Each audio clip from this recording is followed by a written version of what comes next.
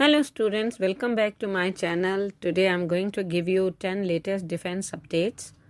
Number 1, offers of Spurt SDM-1 tank to India, ready for trials in India.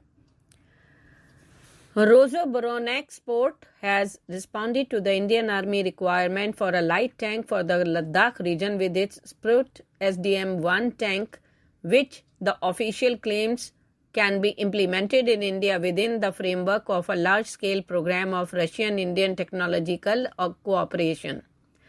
Spurt SDM-1, which is equipped with a 125 mm gun that can fire both Mango and Invar munition, which are designed to take out tanks that are equipped with reactive armor.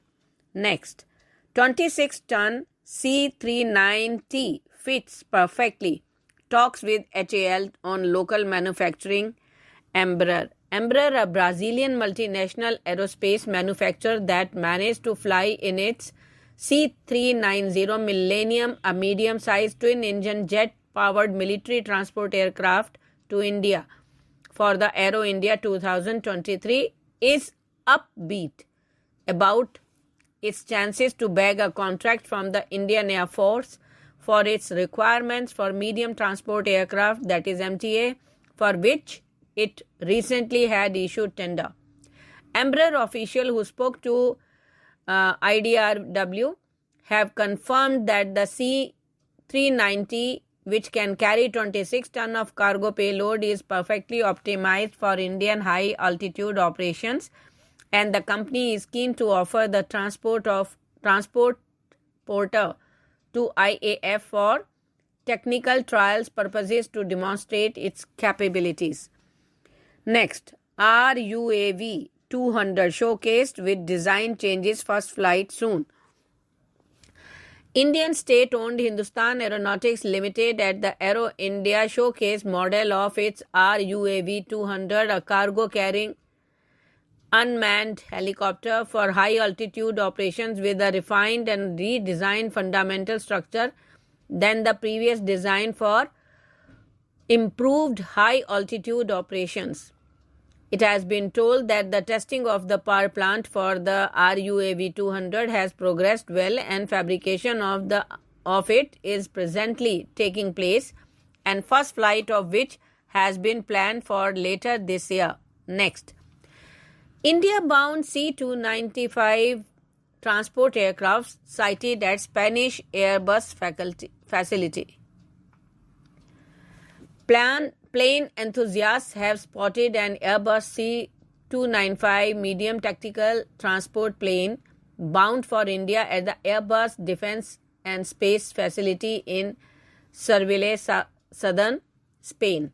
According to the contract, 16 aircraft will be delivered to India in a ready state by 2025, and production of 40 planes will begin soon in the production until being established in Gujarat's Vadodara as part of a rupees 21,935 crore deal. Next, UAE's Edge signs MOU with India's HAL to explore business ties. Edge, a leading advanced technology and defense group, has signed a memorandum of understanding with HAL, a renowned organization involved in the design, development, manufacturing, supply, and maintenance of aircrafts, helicopters, engines, aerospace equipment, avionics, and related accessories for military and civil markets. The MOU was signed at IDEX 2023, one of the world's largest tri-service defense exhibitions held in Abu Dhabi. Next, INS Vindhyagiri-MV Nordlake collision. HC limits German company's liability to 30 crore. 12 years after Indian naval ship Vindhyagiri sank following a collision with a merchant vessel, the Bombay High Court has ruled that the container carrier was entitled to limit its liability for the losses and damages due to the accident to nearly rupees 30 crore.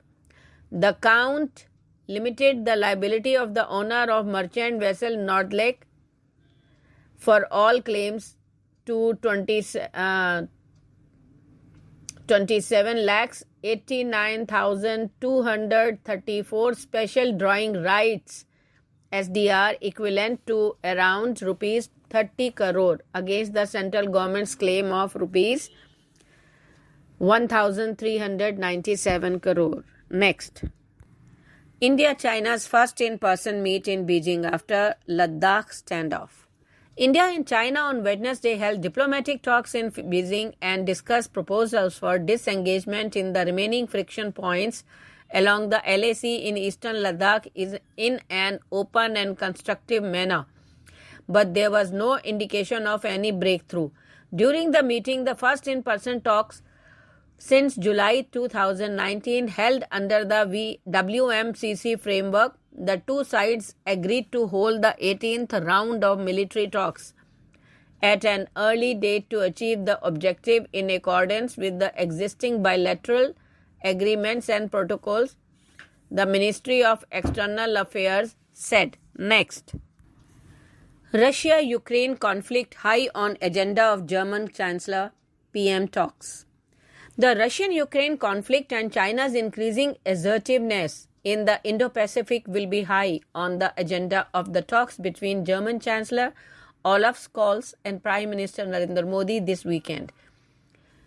The envoy said Germany has also reached out to India seeking its support to a resolution by the UN General Assembly to the Ukraine conflict, calling for an immediate cessation of hostilities and lasting peace in Ukraine. Next. Paramilitary force CRPF to hold 84th Raising Day in Maoist-Hit area in Chhattisgarh. The CRPF is likely to hold its 84th Raising Day event in Bastar district of Chhattisgarh, the first time its annual celebrations will be held in the left-wing extremist affected area, according to officials. Union Home Minister Amit Shah is expected to review the ceremonial parade as the chief guest at the event to be held in Jagdalpur, the district headquarters of Bastar, on March 19th, they said. The country's largest central armed police force with about 3.25 lakh personnel is designated as the lead national internal security force operating in three main domains of left-wing extremism, counter-insurgency, operations in the northeast and counter-terrorist operations in Jammu and Kashmir. Next. Army Chief visits Northern Command headquarters in Udhampur, reviews operational preparedness. Army Chief General Manoj Pandey visited the Northern Command headquarters in Udhampur, Jammu and Kashmir and reviewed operational preparedness and the prevailing security situation in the area. Northern Army Commander Lieutenant General Upender Dwivedi and other officials briefed him on the ongoing operations and the security situation in the area.